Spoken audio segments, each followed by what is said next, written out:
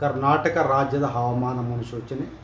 ಇಂದು ಕರಾವಳಿ, ಉತ್ತರ ಒಳನಾಡು ಹಾಗೂ ದಕ್ಷಿಣ ಒಳನಾಡಿನಲ್ಲಿ ಕೆಲವು ಕಡೆ ಮಾತ್ರ ಮಳೆಯಾಗಿತ್ತು. ಮುಖ್ಯವಾಗಿ ಹಾಸನಲ್ಲಿ 3 ಸೆಂಟಿಮೀಟರ್ ಮಳೆಯಾಗಿದೆ. ಶಿರಹಟ್ಟಿ, ಗದಗ ಜಿಲ್ಲೆಯಲ್ಲಿ 1 ಸೆಂಟಿಮೀಟರ್ ಮಳೆಯಾಗಿದೆ.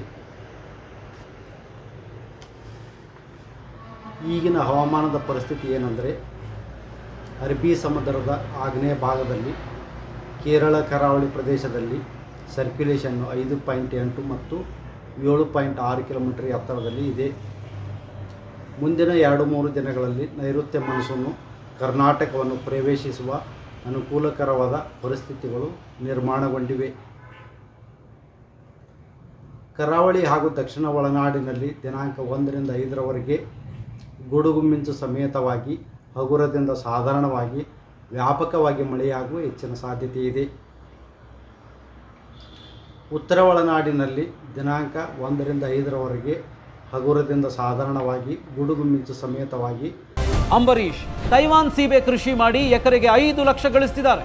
ನೀವು ಕೂಡ ಅವರಿಂದ ಕಲಿಬೇಕಾ? ಅವ್ರ ಜೊತೆ ವಿಡಿಯೋ ಕಾಲ್ನಲ್ಲಿ ಮಾತಾಡಬೇಕಾ? ಈಗಲೇ ಫ್ರೀಡಮ್ ಆ್ಯಪ್ ಡೌನ್ಲೋಡ್ ಮಾಡಿ.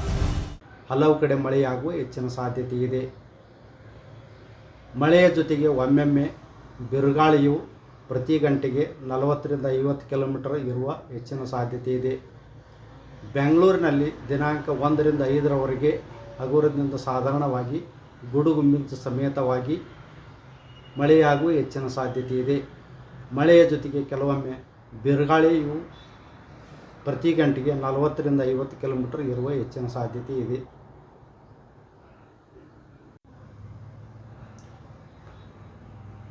ಕರ್ನಾಟಕ ರಾಜ್ಯದ ಹವಾಮಾನ ಮುನ್ಸೂಚನೆ. ಇಂದು ಕರಾವಳಿ, ಉತ್ತರ ಒಳನಾಡು ಹಾಗೂ ದಕ್ಷಿಣ ಒಳನಾಡಿನಲ್ಲಿ ಕೆಲವು ಕಡೆ ಮಾತ್ರ ಮಳೆಯಾಗಿತ್ತು. ಮುಖ್ಯವಾಗಿ ಹಾಸನಲ್ಲಿ 3 ಸೆಂಟಿಮೀಟರ್ ಮಳೆಯಾಗಿದೆ. ಶಿರಹಟ್ಟಿ, ಗದಗ ಜಿಲ್ಲೆಯಲ್ಲಿ 1 ಸೆಂಟಿಮೀಟರ್ ಮಳೆಯಾಗಿದೆ.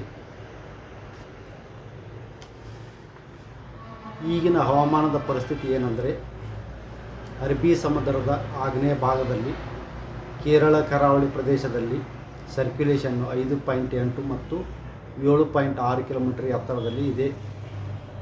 ಮುಂದಿನ 2-3 ದಿನಗಳಲ್ಲಿ ನೈಋತ್ಯ ಮಾನ್ಸೂನು ಕರ್ನಾಟಕವನ್ನು ಪ್ರವೇಶಿಸುವ ಅನುಕೂಲಕರವಾದ ಪರಿಸ್ಥಿತಿಗಳು ನಿರ್ಮಾಣಗೊಂಡಿವೆ.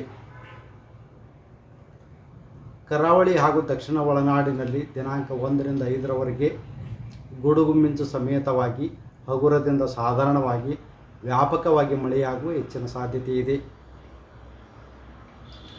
ಉತ್ತರ ಒಳನಾಡಿನಲ್ಲಿ ದಿನಾಂಕ 1ರಿಂದ 5ರವರೆಗೆ ಹಗುರದಿಂದ ಸಾಧಾರಣವಾಗಿ ಗುಡುಗು ಮಿಂಚು ಸಮೇತವಾಗಿ ಹಲವು ಕಡೆ ಮಳೆಯಾಗುವ ಹೆಚ್ಚಿನ ಸಾಧ್ಯತೆ ಇದೆ. ಮಳೆಯ ಜೊತೆಗೆ ಒಮ್ಮೆಮ್ಮೆ ಬಿರುಗಾಳಿಯು ಪ್ರತಿ ಗಂಟೆಗೆ 40ರಿಂದ 50 ಕಿಲೋಮೀಟರ್ ಇರುವ ಹೆಚ್ಚಿನ ಸಾಧ್ಯತೆ ಇದೆ. ಬೆಂಗಳೂರಿನಲ್ಲಿ ದಿನಾಂಕ 1ರಿಂದ 5ರವರೆಗೆ ಹಗುರದಿಂದ ಸಾಧಾರಣವಾಗಿ ಗುಡುಗು ಮಿಂಚು ಸಮೇತವಾಗಿ ಮಳೆಯಾಗುವ ಹೆಚ್ಚಿನ ಸಾಧ್ಯತೆ ಇದೆ.